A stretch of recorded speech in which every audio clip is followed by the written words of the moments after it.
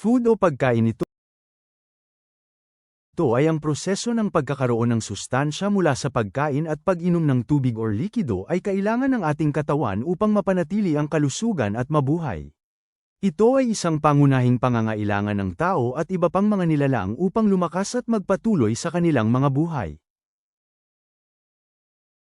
Ang mga nutrients ay ang mahahalagang sangkap ng pagkain na ginagamit para sa paglaki, pagkumpuni, at pagpapanatili ng mga tungkulin nito para sa ating katawan. Ang mga ito ay nahahati sa dalawang kategorya, mga macronutrients at micronutrients. Macronutrients, ang mga ito ay kinakailangan sa medyo malaking dami at nagbibigay ng enerhiya. At meron itong tatlong uri, carbohydrates, protein at fats. Una ay ang carbohydrates, ang pangunahing pinagmumula ng enerhiya ng katawan. Ang mga ito ay nababasag sa glucose. May dalawa itong uri, ang complex at simple carbohydrates. Ang mga complex carbohydrates ay matatagpuan sa mga buong butil ng bigas, prutas, gulay, at legume. Ito ay mas mabagal na natutunaw, na nagbibigay ng matagal na enerhiya at fiber. Ang mga simple carbohydrates ay matatagpuan sa mga asukal at naprosesong pagkain. Ito ay mabilis na natutunaw, na nagdudulot ng mabilis na pagtaas ng asukal sa dugo. Ang fiber, isang uri ng carbohydrate, ay hindi natutunaw ngunit mahalaga para sa kalusugan ng panunaw at pagkontrol ng asukal sa dugo. Sunod ay ang proteins, mahalaga para sa pagbuo at pagkumpuni ng mga tissue, paggawa ng mga enzyme at hormone, at pagsuporta sa immune function. Ang mga ito ay binubuo ng mga amino acid, na ang ilan ay hindi kayang likhain ng katawan nito ay ang essential amino acids, kaya kinakailangan ng pagkuha nito sa pamamagitan ng pagkain. May dalawang uri ng protein, ito ay ang complete proteins at incomplete proteins. Ang mga complete proteins ay matatagpuan sa mga produktong hayop at toyo. Ito ay naglalaman ng lahat ng essential amino acids. Samantalang ang mga incomplete proteins ay matatagpuan sa mga pagkaing nakabatay sa halaman. Ito ay maaaring kulang ng isa o higit pa. At ang huli ay ang fats, nagbibigay ng enerhiya, sumusuporta sa paggana ng ating cell, at tumutulong sa pagsipsip ng mga fat-soluble vitamins A, D, E, at K. May tatlong uri ang fats, unsaturated fats, saturated fats at trans fats. Ang unsaturated fats ay matatagpuan sa olive oil, avocado, mani, at buto. Ito ay itinuturing na mas malusog. Saturated fats ay matatagpuan sa mga produktong hayop at ilang pagkaing nakabatay sa halaman, at trans fats ay matatagpuan sa mga naprosesong pagkain, na nauugnay sa pagtaas ng panganib ng sakit sa puso. Ang mga taba ay may mahalagang papel din sa produksyon ng hormone at paggana ng utak. At ano naman ang micronutrients? Ang mga ito ay kinakailangan sa mas maliliit na dami ngunit mahalaga pa rin para sa iba't ibang paggana ng katawan. Ang kakulangan ay maaaring magdulot ng malubhang problema sa kalusugan. May tatlong kategorya ang micronutrients. Ito ay ang vitamins, minerals at water. Vitamins, mga organikong compound na gumaganap bilang catalyst sa iba't ibang metabolic process ng ating katawan. Ang mga ito ay inuri bilang alinman sa fat-soluble A, D, E, at K o water-soluble at B vitamins at C. Minerals, mga inorganikong elemento na mahalaga para sa iba't ibang paggana ng katawan, kabilang ang kalusugan ng buto, calcium, transportasyon ng oxygen, iron, at aktibidad ng enzyme zinc.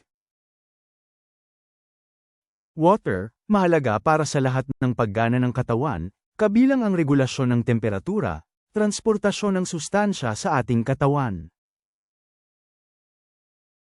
Ngayon alam nyo na ang kahulugan ng pagkain, kategoryang at mga uri nito.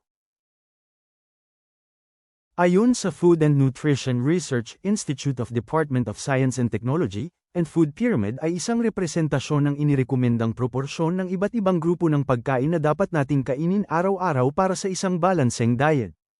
Ipinapakita nito kung gaano karami ang dapat nating kainin mula sa bawat grupo para mapanatili ang ating kalusugan at maiwasan ang mga sakit.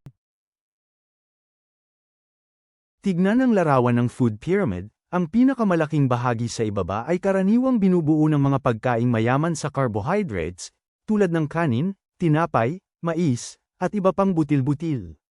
Ito ang ating pangunahing pinagkukunan ng enerhiya. Kailangan nating kumain ng sapat na carbohydrates para magkaroon tayo ng lakas sa araw-araw nating mga gawain. Ngunit mahalaga ring piliin ang mga complex carbohydrates na mas mabagal matuno at nagbibigay ng mas matagal na enerhiya, gaya ng brown rice kaysa sa white rice, at whole wheat bread kaysa sa white bread. Ang sumusunod na bahagi ay binubuo ng mga prutas at gulay. Ang mga ito ay mayaman sa bitamina, mineral, at fiber na mahalaga para sa ating kalusugan. Inirerekomenda na kumain tayo ng iba't ibang uri ng prutas at gulay para masiguro na nakukuha natin ang lahat ng kailangang sustansya.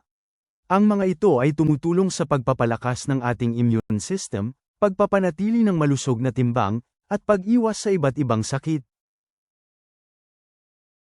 Sunod ay ang mga pagkaing mayaman sa protina, tulad ng karne, manok, isda, itlog, at mga mani. Ang protina ay mahalaga para sa pagbuo at pagkumpuni ng mga selula sa ating katawan. Tumutulong din ito sa paglaki ng mga kalamnan at pagpapanatili ng malusog na immune system. Piliin ang mga pinagkukunan ng protina, at isaalang-alang ang pagsasama ng mga pagkaing halaman tulad ng beans at lentils para sa mas balanseng diet. Sa pinakatuktok naman ay ang mga dairy products tulad ng gatas, keso, at yogurt. Ang mga ito ay mayaman sa calcium na mahalaga para sa malusog na buto at ngipin. Tumutulong din ang calcium sa pagpapanatili ng malusog na presyon ng dugo at paggana ng mga kalamnan.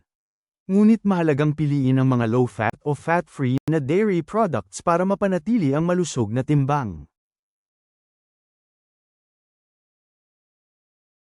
Pumunta naman tayo sa Go, Grow, and Glow Food, ay isang simpleng paraan ng Department of Health, DOH, ng Pilipinas para maunawaan ng mga Pilipino ang mga pangunahing grupo ng pagkain at ang kanilang kahalagahan sa isang balanseng diet.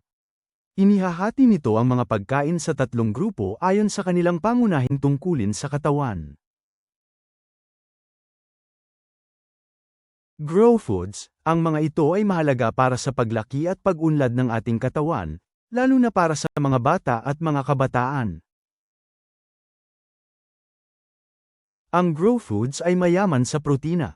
Mga halimbawa nito ay karne, manok, isda, itlog, beans, mani, at iba pang mga pagkaing mayaman sa protina. Ang glow foods ay mayaman sa bitamina at mineral. Mga halimbawa nito ay mga prutas at gulay. Ang iba't ibang kulay ng prutas at gulay ay nagpapahiwatig ng iba't ibang uri ng bitamina at mineral na taglay nito. Ang mga ito ay mahalaga para sa malakas na immune system at pangkalahatang kalusugan. Ang Go, Grow, and Glow ay hindi isang mahigpit na tuntunin, ngunit isang gabay lamang para sa isang mas balanseng pagkain. Mahalaga pa rin ang pag-inom ng sapat na tubig at pagpili ng mga pagkaing hindi masyadong naproseso para sa mas malusog na pamumuhay. Ang pag-iba-iba ng kinakain ay susi rin para matiyak na nakukuha natin ang lahat ng kailangang sustansya. Mag-iiwan ako ng isang kataga, simulan natin sa hapagkainan ang pagbuo ng isang malusog at masayang pamilya.